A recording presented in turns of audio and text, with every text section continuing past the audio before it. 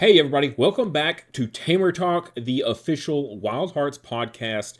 I am your host today, Chase, but we do not have Randy with us this time or Samuel. Instead, for the first time ever, we finally have Jade Johnny on camera, on podcast with us.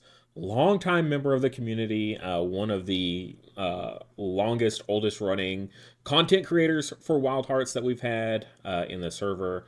I am glad to finally have you here on the podcast. How are you doing, sir? I am excited because I'm finally here on Tamer Talk. I have been here for like almost 2 years now.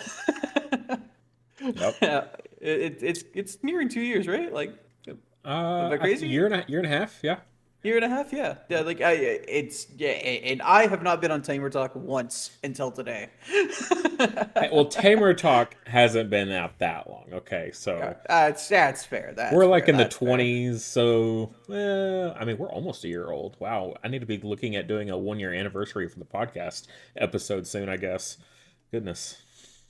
No pressure, of course. No pressure. Yeah. Just add it to the schedule of stuff to do. And speaking of schedule, we have a ton to talk about today. I think there's stuff that you may or may not know about that we have to announce. We've got card reveals that just came out at the time of recording this morning. So I know you've already seen those. So we'll definitely be diving into all that stuff. And then, yeah, talking about the Series 1 release for Kickstarter. I mean, we're at that point now where we have so much coming out like all the time for everybody. So, yeah, it should be a very fun episode. But true to Tamer Talk fashion here, we have to first do a little small talk, right? So this is your first time on the channel. So it's kind of a little bit more difficult for you to like what's been happening since we've been last seeing you, since this is your first time. So instead, how about you just kind of tell us um what you have going on in your personal life just in general. I know recently that you just moved and I don't know if you got a different camera, but it looks better. It's the lighting. It's the lighting. The lighting is much better. I have a lot of natural lighting right at the corner right here. And then over here, I have a little bit better lighting too. But honestly, it really is just the lighting. It's just so Oh, much better here. yeah, definitely the improvement is there for sure. So Like anything else? Yeah, go ahead. Like the floor is No, yours. I just moved and it's been super awesome. I've had a lot more time to focus on content, focus on doing extracurricular activities too.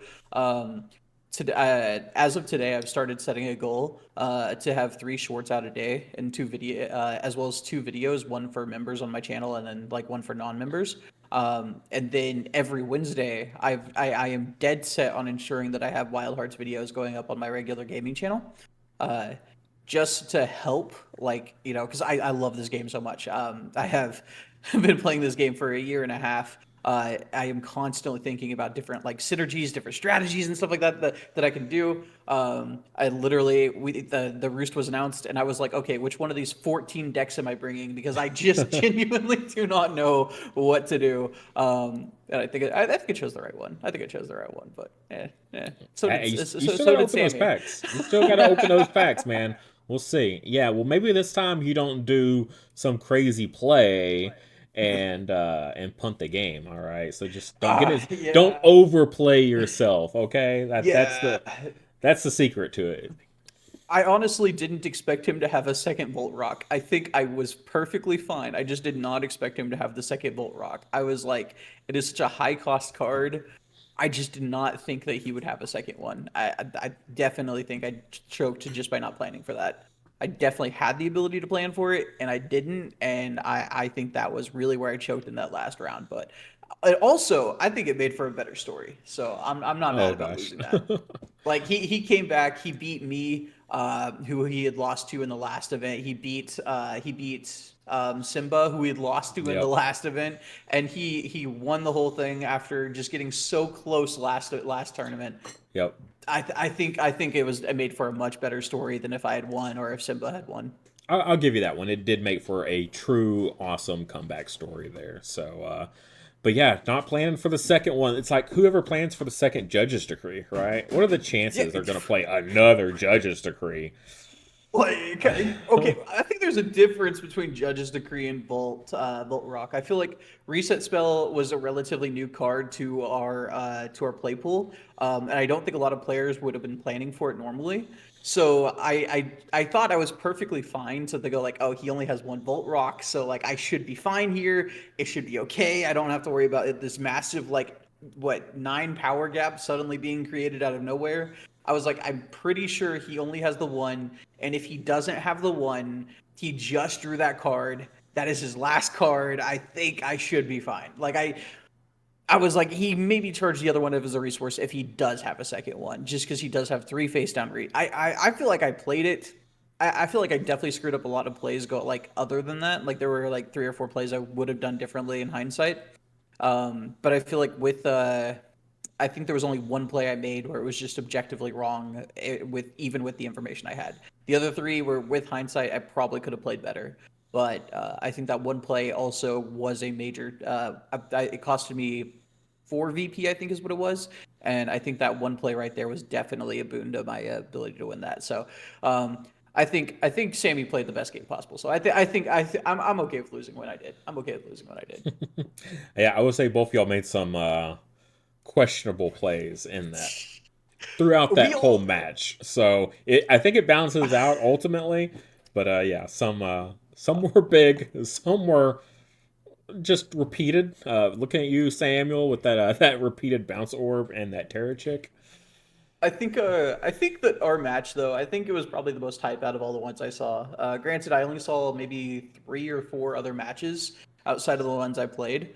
So I do think there is there's like some like like what did I realistically see kind of like to that. But I think out of the ones I saw, I think the one that got me the most excited to play Wildhearts was looking back as I'm editing the match with Sammy, because it is 3 hours long. That is a very long match. I'd set aside an hour and a half, and it whew.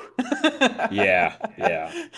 I'm uh sure from y'all's angle, like listening to y'all like just ramble on about odd subjects, and I'm just like, let me cast this. Okay, the audience has no clue what y'all are talking about, and I'm listening to it at the same time I'm casting. I'm like, I don't need to tell the audience any of this information. I've got to stay on talking about Wild Hearts, not Star Wars for the third time this match. Sammy and I really hit it off in the Midland Showdown, and I mean, I really love talking to him and hanging out with him in calls. It was just he is such a cool guy, and it's always nice to jump into a call with Sammy and just like have fun. So I'm sorry that it may have messed with your ability to commentate, but hey, I mean, when you get a good friend in a call, you got to talk to the good friend. You know what I mean? Right. Also, it made for everyone to watch the live stream and then watch the official content. It gave them excuse to go and watch y'all's content on the other end to see what all was happening on y'all's side because it was like, what could they possibly be talking about this much? And so, yeah, if anyone hasn't, yeah, just go watch Jay Johnny's and Samuel Graham does TCG's their live stream of it, or well, I I, guess it's I sort of a live stream, but not really. But I think Sammy should have his up right now. I still have to get out my match from round 3.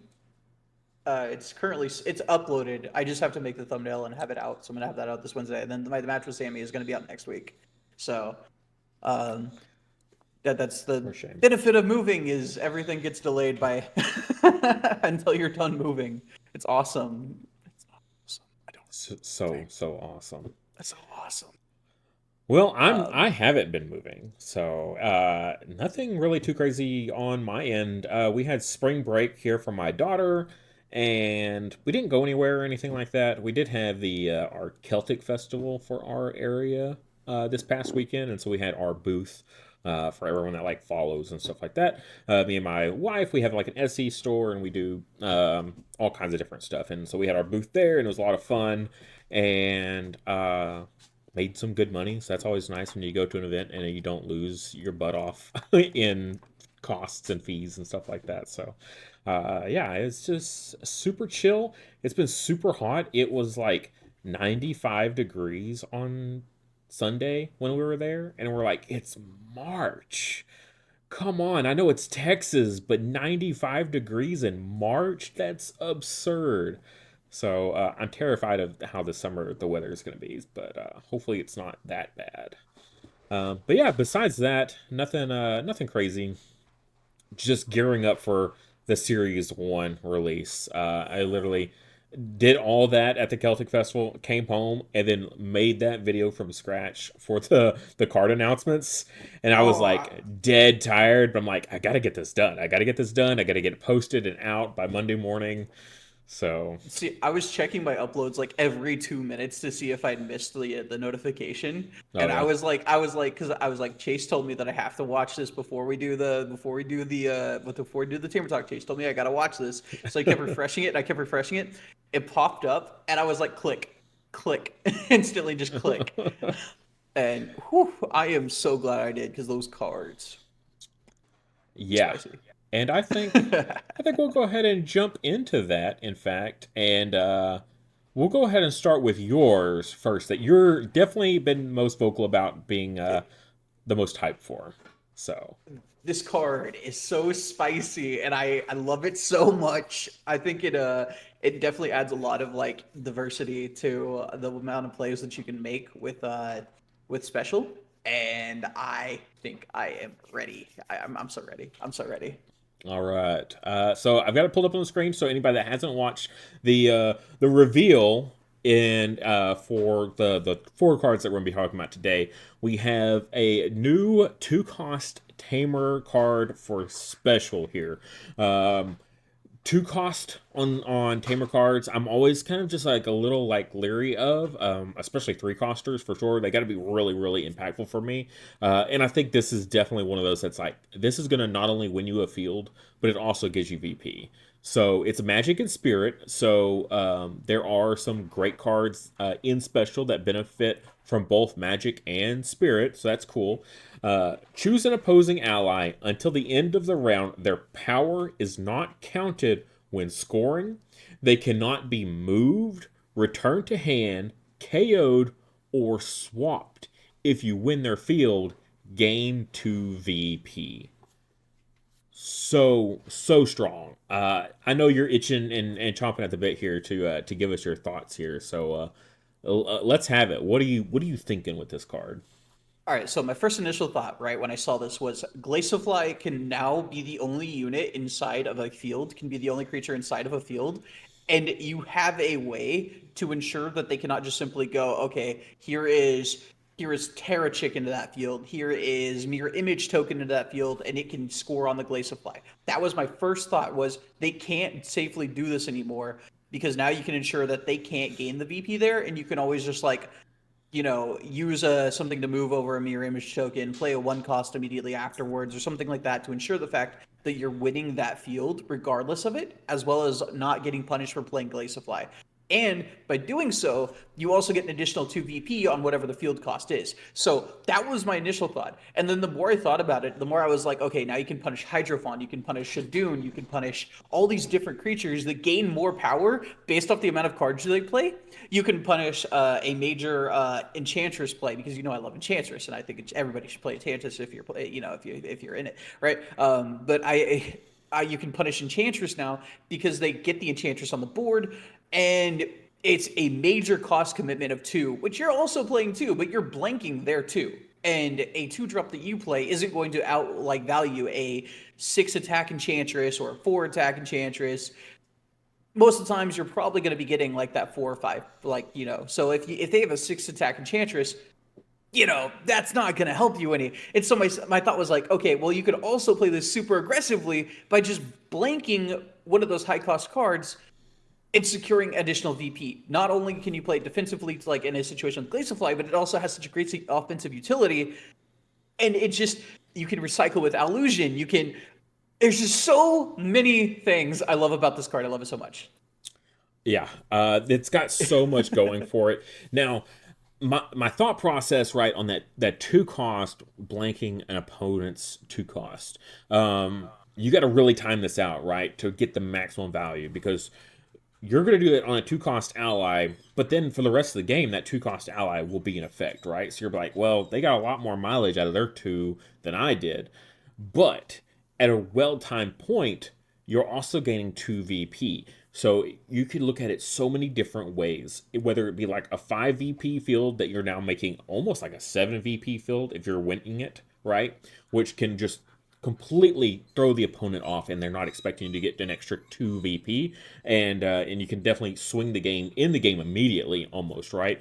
Blanking a 3 cost ally, 3 or more costs potentially, right, depending on what you're targeting. But I'm thinking of stuff like the Croc, right, from Ferocity, or what is it from Might, the Tadalo, right? The Tadalo is like an easy guardian, right, that you can go ahead and hit, and it's usually got like 9 power on it, and like you're just turning off 9 power, like that feels great. And then in addition to that, that VP gain, but also here's one other thing that I didn't actually think of until literally you were just talking. But you can use this on a field that's not scoring. You can still win a field even if it's not an active field. So, say you're winning both the side fields, and your opponent's not worried about whatever inactive field there is, and they've got like almost nothing in there, just a little bit to win them the field, and you're like, Spirit Shackle on that creature in the inactive field. Okay, I just won both the other 2 fields and this one, so now I just got 11 points in one round, and they're like, you did what? Like, it's such a closeout card, I feel like. And it's not really one that I'm going to be like, oh yeah, I'm just playing it like all the time. It's more of a, I'm waiting until that like great moment where I'm closing the game out. Kind of like with something like a judge's decree, maybe. Usually, when I play judge's decree, it's because I have no good plays and my opponent is about to like completely run over me, and I'm like, judge's decree before you use any of your resources. We're just gonna go to the next round, right? Split fields, that's okay. Sometimes judge's decree though is like, I can play this right now and then like close the game out. I'm going to lose a card, 2 cards at hand essentially, right? Because you're going to discard and then play a card, and you're playing the Judge's Decree. It's 3 cards for one play. And in Ferocity, that's already doing a lot of discarding and things like that. You really want to play that card in really dire situations where it's like, this is a Hail Mary kind of play that almost feels like what this is. It's like, I want to play this at that precise moment where it's going to give me just an insane amount of value, because it's only going to give you that value for that one round, and not like other 2 cost allies that give you round after round advantage, right, in some way, or even like something that's going to power up. You were talking earlier about the Volt Rock, right? That power after you play it is still on the board from Yeah. Volt Rock, right? Whereas this, it's like it's good for that round, but after that, it doesn't have any like further value in my mind. Like, of course, there's other cards out there that do other things that's kind of in that same regard. Um, you can look at like Reprieve. It's like, oh, I get a little bit of power and some VP, or something like that. Or what's the other one? The one that, oh, Take Flight, right? Take Flight moves a creature, right? It's only going to give you value for that one time, but in the right situation, that's going to be huge. That's going to win you fields, and it's going to, it's more than just 2 VP and turning off an ally. You're probably also going to win a field. You probably don't want to play it on like a 2 VP field, right? Or a 3 VP field. It's one of those situations like, I'm going to flip my inspiration. All right, it's a one-time use, but I'm going to make it count, and I'm going to win a big field because of it. And that's where Spirit Shackle sits in my mind. It's not just something I play all the time, but like when it really, really counts. See, for me, after Sammy Volt rocked me for game in round four, um, after he did that, I started like thinking about all the different ways I've been assessing cards, and one thing I haven't been assessing properly is when would I want to play this card? Not like when can I play this card? When can it like be put on the board? But when would I want to play this card? And when I see Spirit Shackles, because I have the resources in round one, I'm never playing this card in round one. There's no world where I realistically play this card in round one, even if it's the only card in my hand, just because the impact that it has on round one is literally zero. Because it says very specifically ally, very specifically because it says ally, I feel like I will never play this card in round one. Now, if it could target a creature, and could hit a familiar, I feel like I'd probably be like there's a chance I'd be playing it round one. But realistically, whenever I play Spirit Shackles, I'd be looking at wanting to play it in a clutch round three or to secure like a 7 point lead in round two. Yeah, I feel like there's never going to be a moment where it would ever come up in round one. And normally for me, if a card is unplayable in round one, I hate the card because you know me, I like my one drops, I like my low cost cards. But like it's just I feel like the value that it can suddenly gain isn't as cheese as Judge Decree, but it's still really good. Oh Still yeah. really good. I mean, I think I could play it in round one, but it's like there's some stipulations, right? I got to be hitting something. I've got to be winning a field. I'm going to win this field if I play this card, and it's got to be a big VP field, right? I don't want to burn it on like three or less for sure. Like four See, is kind of gray area. Five, if I can win a five VP field with this, I think it's worth it see, because for that's a me, it's 7 point VP it's swing. it's the verses of playing it so early on when you don't know what the circumstances are going to be later. Like I could get it if you're about to lose that 5 VP. Yeah, I could get that. But like at the same time, if like 2 3 rounds later, if you're looking at the board and you're like, okay, well, I could really shackle something here, otherwise I'm going to lose like, way too much. Or if you're playing into ferocity, for example, being able to, just shackle something and say you can't KO this creature that is very visibly something you want to KO. Uh, playing into tactics and saying, okay, well now I'm not going to let you bounce your creature back. Not tactics, might playing into might and saying I'm not going to let you bounce orb your creature back to your hand and recycle an effect like like Pangust or something. It just preventing the effects later on, I feel like is probably an additional benefit to it to the card. I don't know. Right, I, I see what you mean. Yeah, especially against those ferocity players that you know they're going to be like, oh, let me just use my Fury Potion support to like pop this so I can play another copy of it, right? And you're yeah, like, now, not only are you not going to be able to do that, but you're also not going to be able to gain its power for winning the field and all that fun stuff as well. yeah. But yeah, going back to that first point that I was making though about playing it round one, like what are the chances that in round one you don't have something else that you can play, right? That's going to be like two one drops or another two drop in that round one to offset whatever it is the opponent is doing. Like probably pretty minimum, like minimal chance that you don't have another play, right? I'm the wrong person to ask that. You know me, man. All I play is one drops. I mean, yeah, there's plenty of stuff, right? I mean, yeah, a Pengoss for sure, along with another one drop. It's probably going to be able to counterbalance whatever it is that your opponent played that you're thinking about turning off a Spirit Shackle. Yeah. But I'm saying there is the chance, like I mulligan and my mulligan is bad, and like Spirit Shackle is my only shot, and the opportunity presents itself, then that's where we go with it. Yeah, I feel like that's fair.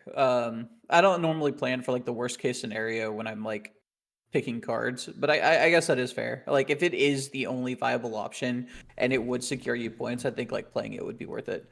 But the first thing I'd want to do before I play it would be to see if I have any other way to secure points in hand. But if it is my only viable option to secure points, I think it's worth it at that point. Yeah, I think you're right. Yeah. All right. Moving on though. Badoo here, a new familiar for us, a new tactics familiar, and man, I don't know about you, but like when it comes to tactics, I'm like, there's so much good stuff. So many good familiars in tactics that I'm just like always like I don't know which one I want to play, and this one is definitely another one of those great ones because I use a lot of item cards, especially in tactics. So for me, the Badoo really, really sings to me. Now its 3 power is pretty low, uh, but we can still make it work. So 3 power tactics familiar, the Zen Aquatic Badger. It is tame, aquatic, and elusive. So it's tame, so it dodges all you Rapture players out there. Debut, shuffle an item card from your discard into your deck to draw a card. I love drawing. Like I play Kindle familiar all the time. partially because I like the draw that it gives me, and just like that's one of the best things for me in my mind is drawing in card games, because that way I've always got like the answer for whatever situation I'm in. And then ongoing, when you deploy, move, or play another friendly creature to this field, you may move them to an adjacent field. So you could play your secondary familiar to this same field and then move it. So, I mean, of course, there's like obvious stuff like Oliver's Inlet, right? So you move there and you get power, right? So playing this as an easy include of a field is Oliver's Inlet, right? And be able to just to get that bonus power all the time by playing this first and then playing your secondary familiar after it. My first thought upon seeing this card: should Dune players be eating good lately? um, I like literally I was like I saw this card and my first thought was I could play Hydrophon, Shadoon, same deck, and it works. Yep. I mean, like that was my first thought upon reading this. The card was like just genuinely recycle the lucky hats, recycle recycle the sylph amulets. I just genuinely, it's just such a I love the Oh familiar. yeah. The second thought was I can play Shadoon and I could play Shadoon and Hydrophon and also put them in the crag. That was my second thought. Yeah. Yeah, being able to just slide those creatures into the crag is so great. you I mean, you also dodge an auto too by putting it in the crag because you can put it into this zone. You put it in the same zone as Badu, and then move it to the crag, and now auto whenever it debuts, it can't hit that. Yeah. well, auto's not restricted to field though. Oh yeah. It's No, just played this round. I'm great. Something Yeah. that something like a Skyer though. It could dodge a Skyer by like moving over into the crag, right? So, um, yeah, I don't know if I would run both crag and auto. I know I said in the announcement that like those go are really good choices. I don't know if I would run them both though. I don't Oh know. yeah. I wouldn't run crag and auto. No. No. No, not auto. Crag and Oliver's Inlet, right? Because Oh yeah. Definitely not. Definitely not. because I don't want to be moving like splitting where I'm moving. I don't know. Maybe that's just me, but uh, I feel like you could because then you could especially in like an event like the Roost. I feel like in an event like the Roost it could definitely be worth it. But like in a even in constructed with like without the Roost or without a preset, I feel like it still gives you the option. It's like okay, well if I'm lacking power but my crag is full, I could always move to inlet and secure points, or I can like I don't know. I feel like there's still some justification for it, and you always have stuff like Alistair's Guide to move creatures as it is. right. So even if you end up like filling up one board or another, you still have the ability to get out of the situation. So I think it's still worth it. And I also, I think guess if it they could kick still. one of your fields, right, you kick it or they kick it, you still have the other one, right? So like Yeah. your strategy doesn't go out the window. It's like, oh, you got rid of the field that like really synergizes. Well, I still have my other one, right? So, E- um, Especially in a best of three format where you can like see what your opponent is playing, you know the styles they're in, and you can go, okay, well this specific matchup isn't really necessary for inlet, like maybe they're playing a lower power control deck. You can go like, okay, well I don't need inlet, but crag is really good here. Or if they're playing a higher powered deck like a might ferocity deck, you can go, okay, well I guess in this situation, I do need the power bonuses where I can get it. Let's go ahead and play Inlet over Crag because that's just going to help me in the long run. I'm also kind of curious about like this with Skyson, right? Because Skyson's moving stuff. Oh my gosh, You what if can you get. go, yeah, like move something into inlet, play Skyson to move it back, and then like you just keep moving it back and forth between Badoo's field and the inlet. Like I don't know, that just seems crazy to me. Drop Badu in the inlet, and you can move it back and forth from Crag with Skyson. Yep. Well, it works. It works. Yeah. So I don't know. Uh, It seems like a pretty fun card that has a really like high potential to all its different uses, right?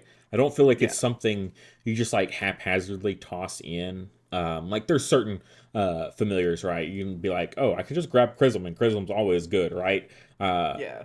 but this, it's like you don't just throw in a Badoo and it does everything you want it. You really should build your deck heavily around this. Like you're going to want a lot of item cards, right? Because you need those items in the discard to be able to shuffle them back into the deck to draw, right? So you need to Yeah. be able to get a lot of low cost items. Play them regularly, so that way you're getting your Badoo uses, and then that ongoing of being able to move stuff. You're going to want, I would think fields that are going to really like synergize with that, or maybe we'll get some allies in the future that benefit from when they move, right? Allies or other familiars, because it's just creatures in general that when they move, something good happens, right? So I think it's going to be definitely a card we want to keep our eye on in the future, of all the different things that it's got going for it. And there is always the option that you can plan to make a mistake and play it solely so that if you put a card into the wrong field that just happens to also be Badoo's field,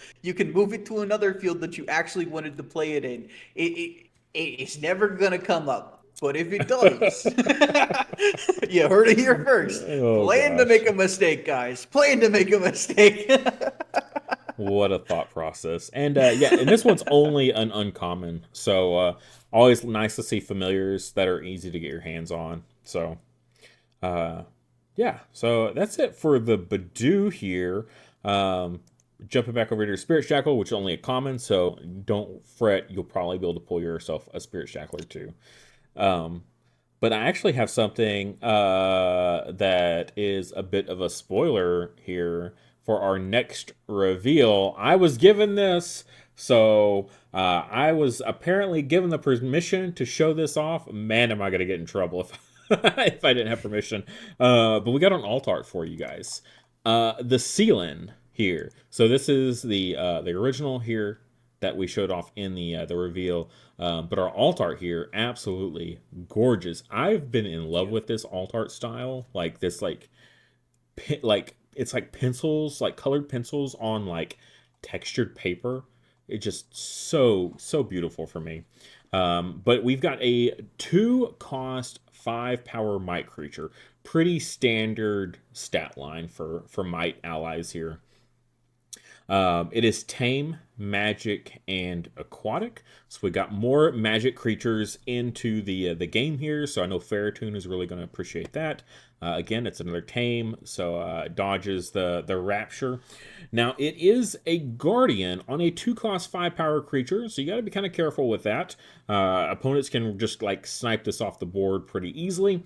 But debut put up to 2 non-item magic cards from your discard into your hand. Ongoing, when you play a magic card, you may move a creature in this field. A lot going on here, but we're really starting to see a lot more synergies with those magic cards. So I'm really liking that. Me personally, I think this was my least favorite card of the reveal, and none of it has to do with the card itself. When I read the card initially, I am dyslexic, and so when I read the card initially, I read two non-magic item cards, and I was like, "Wait, I was this is crazy. What do you mean two non-magic item cards?" And I had to read it again, and I read it again, and every time I read it, it said it, and I was like, "This is." I was like, I know I'm not reading this right because this is so strong, and I had someone else read it to me, and they're like, "No, it says two non item magic cards," and I was like, "Oh, thank God!" I was like, "This is so." I thought this was so crazy, and then like I set my standards so high just because of my dyslexia, and then I was like, "Oh, I guess it helps with Enchanted Draft. I guess there's that." um, I think Yeah. a lot of players have been favoring Enchanted Draft lately, and I feel like this helps you into Enchanted Draft. So I feel Well, like it Enchanted helps. Draft is an item card though, so Yeah, no. I mean, like it helps you. It helps you recover from an Enchanted Draft. oh, okay, yeah, I see what you mean. Yes, Yeah. definitely. So I was like, I was so worried about it at first, but I think like like now, like look, like having full context and not, broken brain dyslexia, right? Um, I think having full context of it now, like I set my standards so high with like expectations of what it could do, and then it's like, no, it's actually non-items. I'm like, oh,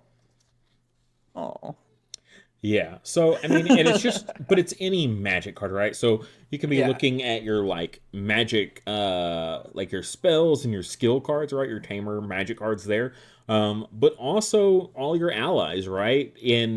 Especially in like special, right? Special has a ton of magic allies, right? And that would be really great, especially if they like, I don't know, like they finished off your poor enchantress and you're like, nope, I'm getting my enchantress back, right? And you grab it out of the discard back into your hand would be great. So just the recursion there of all your different I allies and stuff, I really like. I believe Moonlight Aura is a skill card, right? And it's a magic. I want to say that is correct. Um, Yes, it is. I have a stack of cards right next to me. Okay, yeah. So you know what? I changed my mind. I love this card. Oh my gosh. It Oh, reads "Get more special attack tokens," and I think that is good. I love this card so much. yeah. So yeah, Moonlight Aura there up on screen. Sorry, I totally just got rid of You're good. JJ You're for you guys. Here, let me bring good. back. I Yeah. I no, I love that card. Uh, That is hands down one of my favorite cards in the game. I love the card. Nope. You know what? I'm playing it. I will play the ceiling. If I get a playset of the ceiling, I'm playing a playset of the ceiling.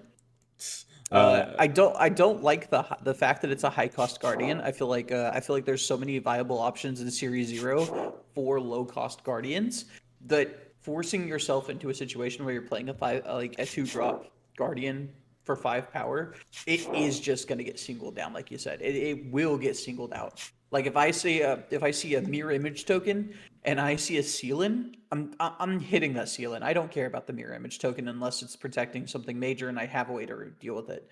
Um, but I will target on the ceiling if I see it, just because of the fact that it is such a massive power swing. yeah, and I'm also looking at it here, and giant growth in the correct style, right? So we're in might, and giant growth is a magic card. Like being able to recur that, so good. Yeah, no, Absolutely. it's such a good card. It's such a good card. I just hate that I just hate that, like, when I read it like so horribly wrong, because I was like, oh my god, should Dune lovers be eating real good today?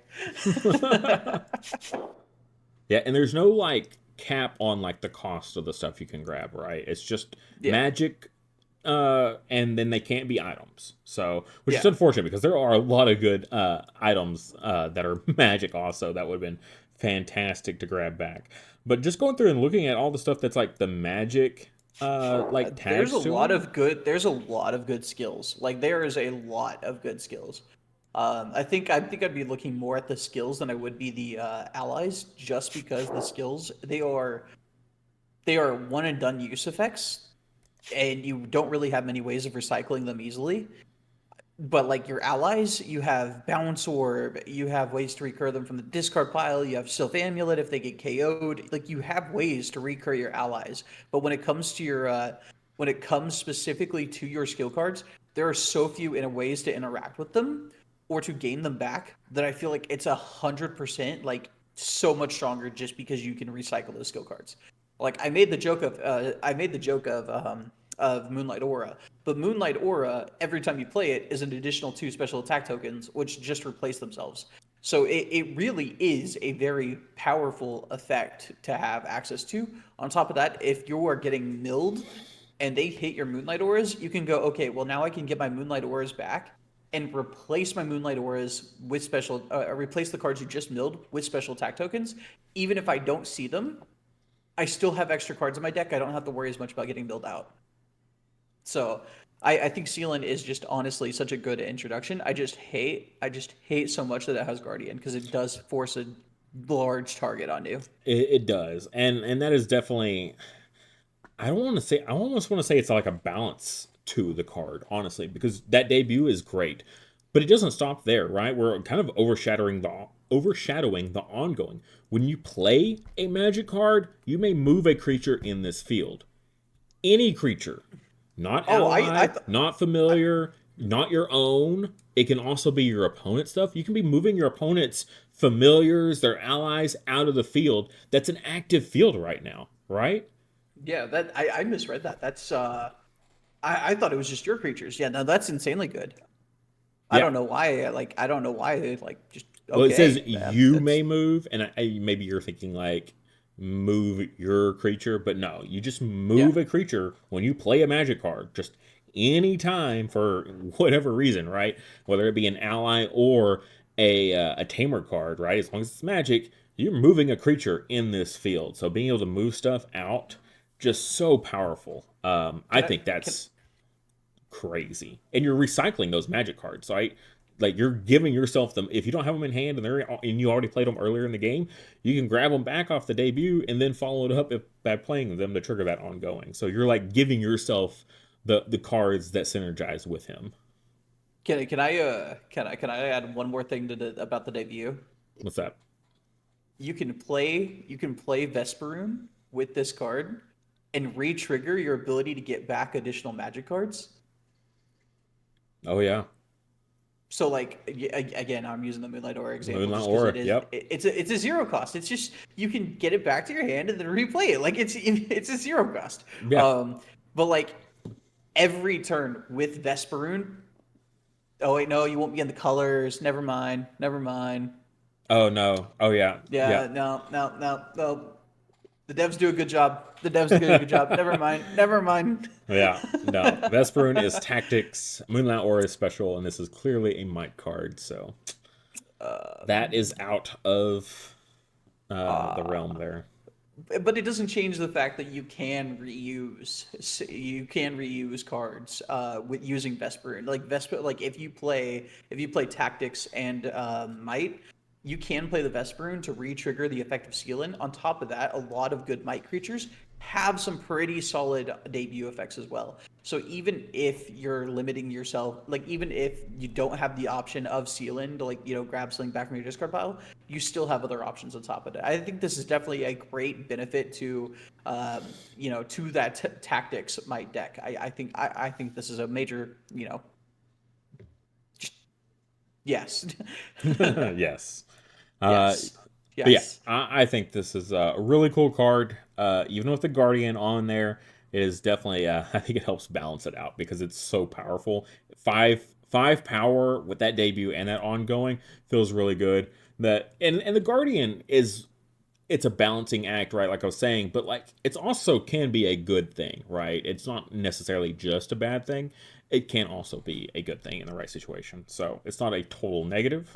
Um, but yeah, Yeah, cool card. it can protect your it can protect your familiar from getting hit back to the bench. It can protect your familiar from getting reset. It could protect other strong support units. I mean, like I was just using Might Tactics as an example, and guess what's Might Tactics? Hydrophon and Shadoon, and those by the time you're playing this would have accrued quite a bit of power.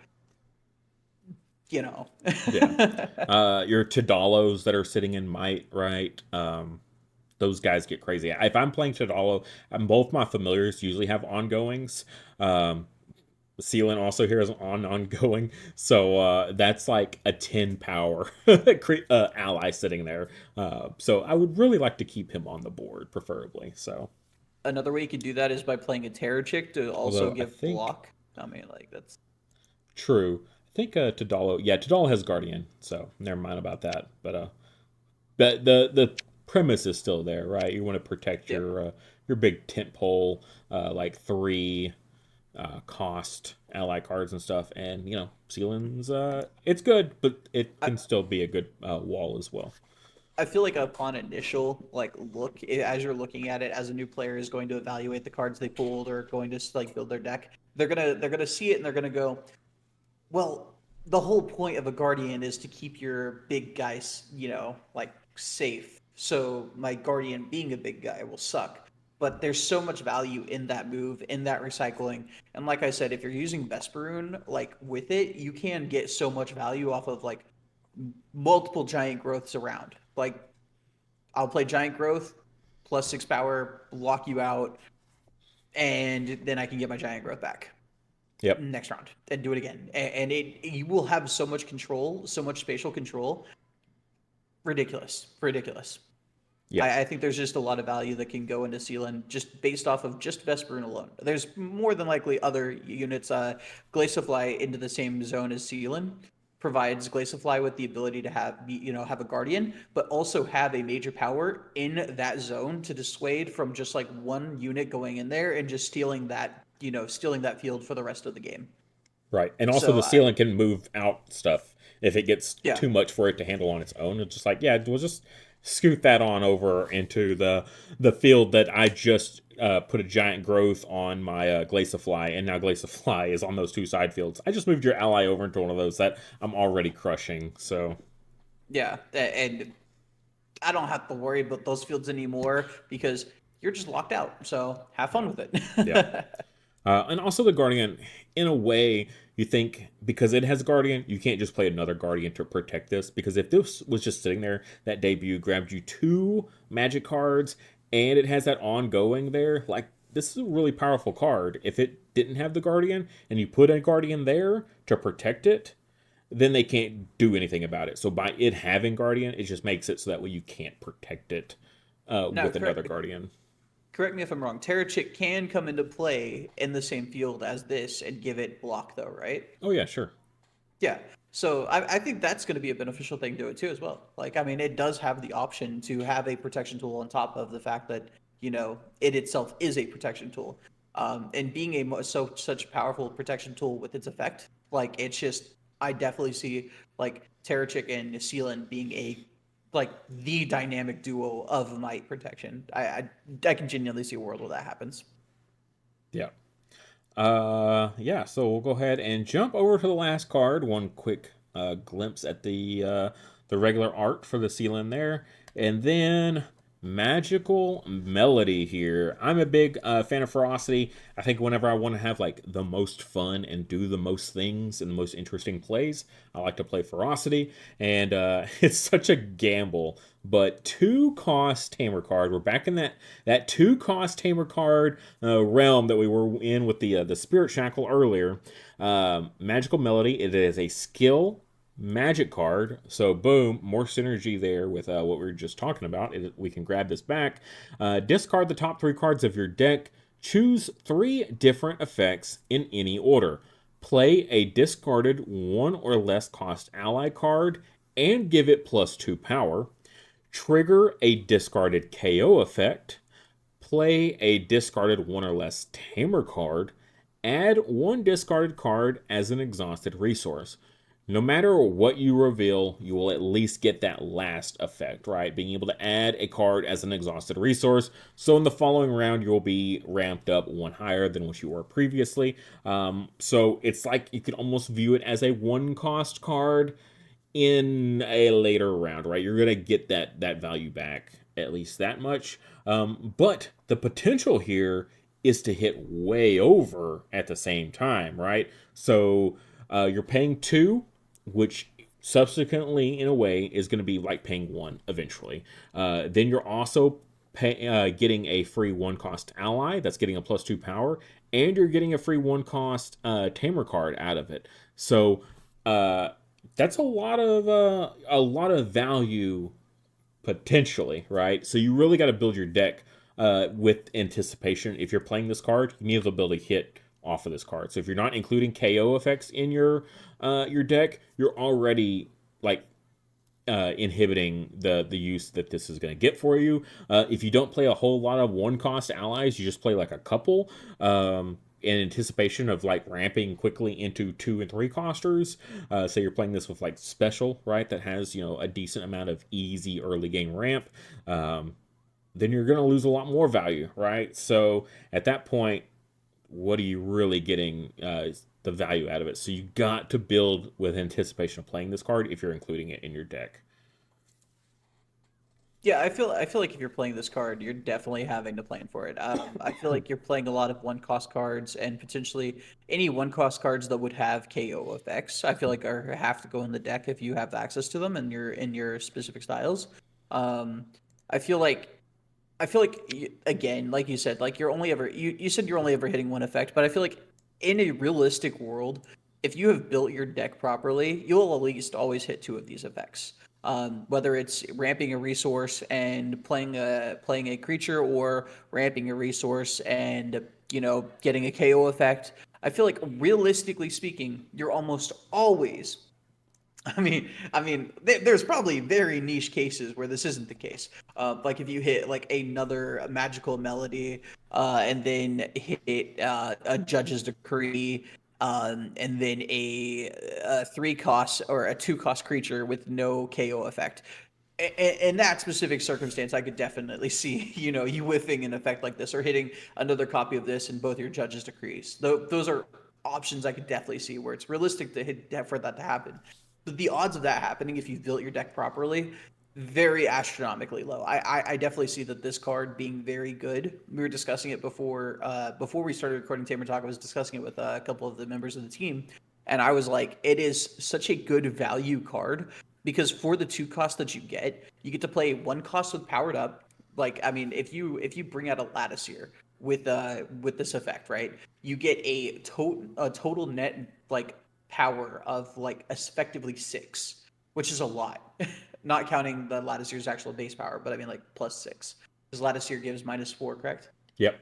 Okay, yeah. And then you also get the additional +2, and then you get Latticeer's base of 2. 2. Yeah, I haven't played much Ferocity. You could probably tell A little that. bit. But you can get the Latticeer out, and you get a total combined power of 8, but an additional power of 6, effectively, for playing a 1 drop. And then you also get that additional resource. The value that you get from it is just so good on the lowest level. And even if you do somehow magical, like I want to say Christmas Land, but it's like the opposite of Christmas. It's like Grinch Land, magical Grinch Land. Even if you get the like worst end value of it, you're still getting that resource. Which, if you're playing this in round one, that's not even thinking about like if you were just playing it in round one to begin with, like like the value you get off of it by just playing it in round one to begin with. But if you're playing it in round one, you get that resource, which effectively counts as 3 resources over the next 3 rounds. So Yep. I think it's such a good card. Yeah, I um, mean, essentially, you're paying 2 in round one, but then every round after that, it'll make its value back. In just the resource alone, you'll end up plussing 1. If you make it to round 4, you end up having a net of +1 resource. That is assuming that is the only thing you trigger off of this. But the second you add in a 1 cost ally, like the value is already like there, right? As the long as th- you get an ally or a tamer card or something to play off of it, then I feel like you're instantly overvalue. the thing I love about it too is the resource doesn't come down face down. So if you mill a support resource like Fury Potion, you can bring that in face up and have that available to you as an option. Initially, when I first read the card, I was like, so I have to like put a Fury Potion face down or something. But like, no, if you read the card, it comes up face up if you have the option to have a face up resource. It's very, very solid. Yeah, and it specifically says you can play these in any order. So then you should be able to then say you have a 1 or less cost tamer card. You could play that, right, and then that goes. Um, that would go away, and then you could add that one as a discarded resource. Maybe I might need to get clarification on that I don't. because I don't think so. because That doesn't usually you sound have to right. resolve all the card first and Yeah, then resolve other effects. but So if you play the card, it's no longer a discarded card. It'd be a card that resolves on the board, right?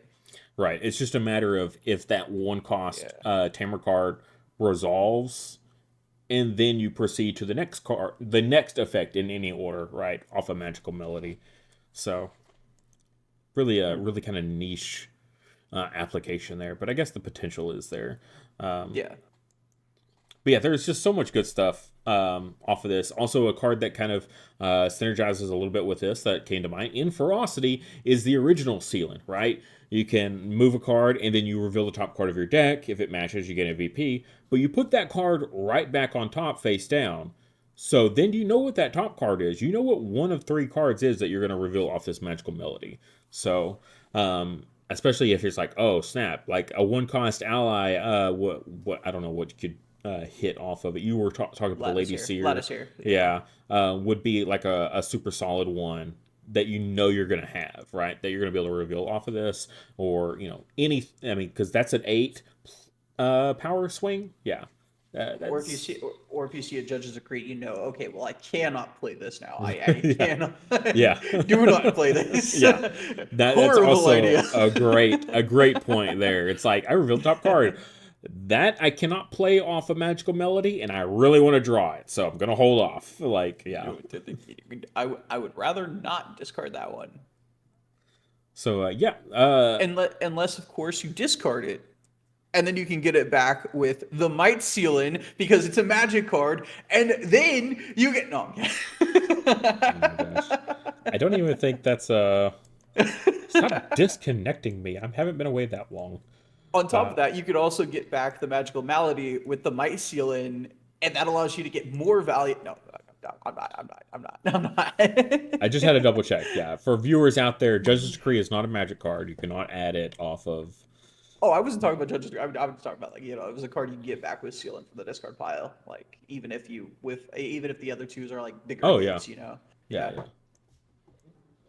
So yeah, I'm definitely looking forward to. I would like to get some clarification though on that because like one that comes to mind right off is the Fury Potion, right? Yeah. Don't look That at my was the tabs. first thought when you said that was Fury I don't even Potion. know what tabs I have here. Oh gosh, things are going crazy.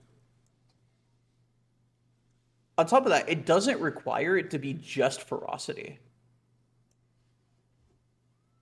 Oh yeah, Am I no, I'm just yeah, thinking because it's a ferocity card, so like, what are you already have access to, no matter what your other style is. Yeah, Fury Potion just being that one cost Tamer card, I'm like, I wonder, could I play this and then add it as a resource for that support, right? So, something that would be really cool would be like hitting Shaper's Magic Latticeer and then charging like a Fury Potion would be really cool because then it's like, okay, well, I have the Shaper's Magic, I can relocate fields around, make it to where I either gain more VP, lose more VP. Latticeer is going to allow me to do either one of those, and then yeah. like Fury Potion and the resources, just because like that, I feel like that would be like the godsend hit. Oh yeah, I mean, or you could also do it like Shaper Magic. Well, no, because you wouldn't be able to use it immediately. But I was thinking like use that support effect would be really crazy. To Yeah. like move stuff around. Like let me hit this Lady Seer for an 8 power swing, and then let me swap the fields around. Like you could still do that, but like swap the Lady Seer into another field. We But haven't even like I don't think we've even talked about the potential for like KO effects.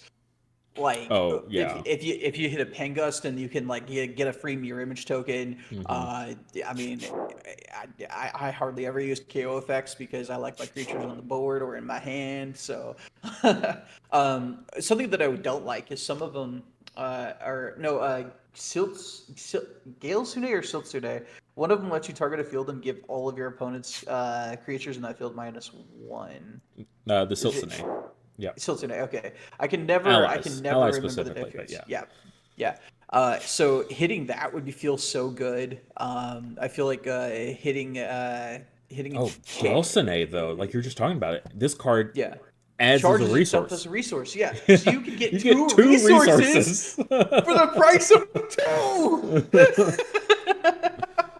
Man, could you imagine that though? Like round one playing. It's like hit Siltsune, hit Fury Potion, or yeah, hit Siltsune, hit Fury Potion, hit like God, There's so much.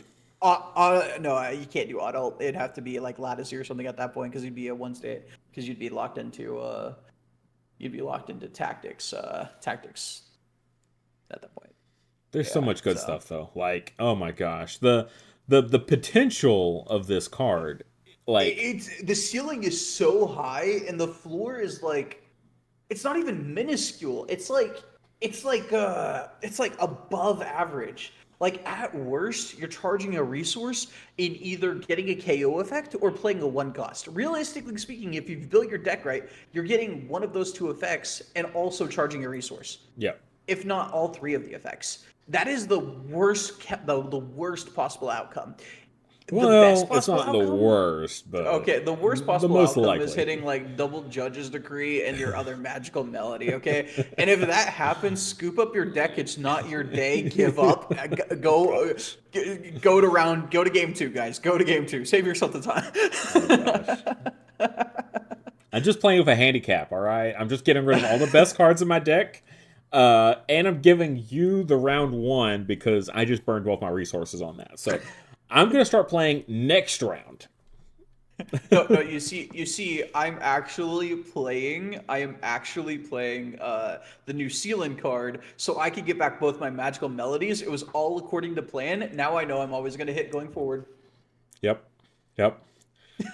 Don't worry about that resource deficit I'm in at the moment.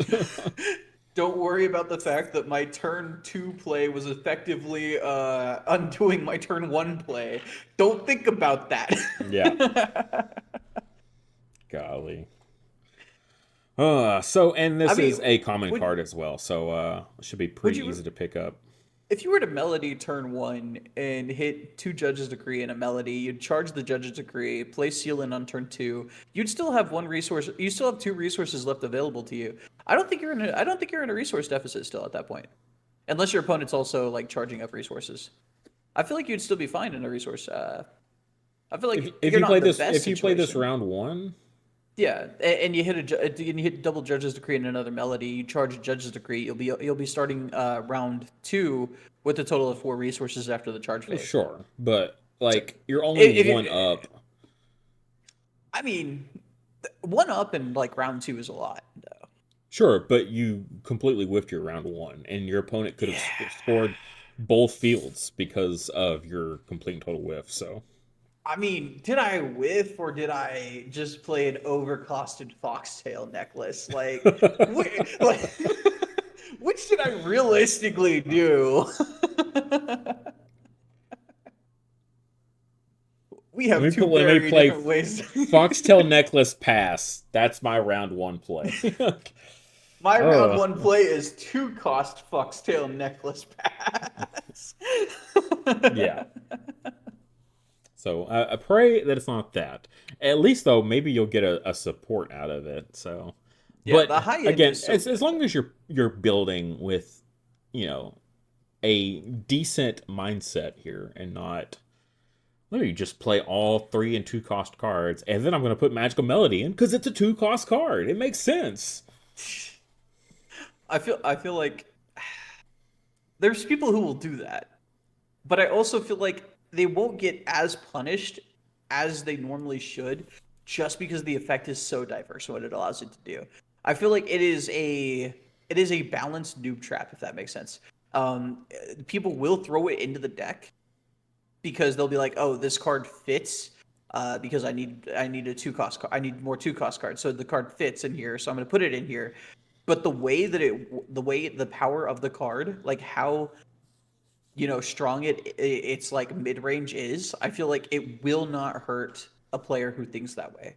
I feel like it will work for them, not as often as it would if you plan for the card, but it will work enough for them to where they don't feel as punished for having done it. If that makes sense. I can see it. And then as the game goes on and we get more cards, I say this a lot, but the value of this card will go up in its usefulness because once you have more KO effects, like you can just start running a deck that's like primarily KO effects, right? Especially if you're running Ferocity, you have lots of like KO synergies and stuff like that. So once we get to that point where it's like, okay, I'm definitely going to be triggering my KO off of my magical melody like almost every time because I run so many KO effects, right? So you're just going to be in a position where you'll have more to build around and more likely that you're going to be hitting some of these effects. So Oh yeah, and same with the support, right? The further the game goes on, the more supports get added. Just in general across the board from ones to I don't know eight costs. I'm just gonna make stuff up. Okay, this is not in official capacity. Okay, there's not an eight cost card coming that I know of. But my point though is like you're gonna have a ton of supports across the board in your deck the longer the game goes on. So the chances of you getting a support as your resources also goes up. So One of my most recent favorite phrases for the last couple of years has been, "This is the worst decks will ever be." So individual cards that impact your deck building like this, like where like very specifically will alter how your deck is built, like on a fundamental level. It will only ever get better as decks improve over a span of time with just the new cards that are getting printed. I feel like what you just said, it just perfectly embodies that statement of just like, this is the worst this card can possibly ever be. yep. And it'll always get better from here on out. The longer the game goes on, and the longer we all support it. Speaking of that, so this is the last card that we've got to talk about today. But I know we're a little bit like further along in this, and if anyone's still watching, I know we're a little bit late on announcing this.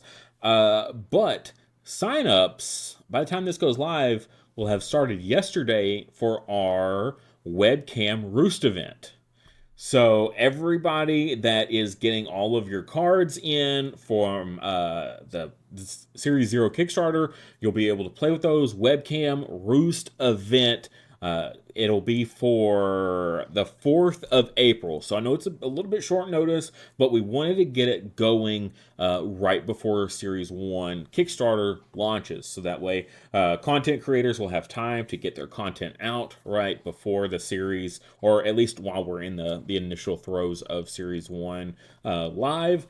And yeah, so we'll be able to play with some webcam cards in person. Well, not in person, sort of in person, half in person.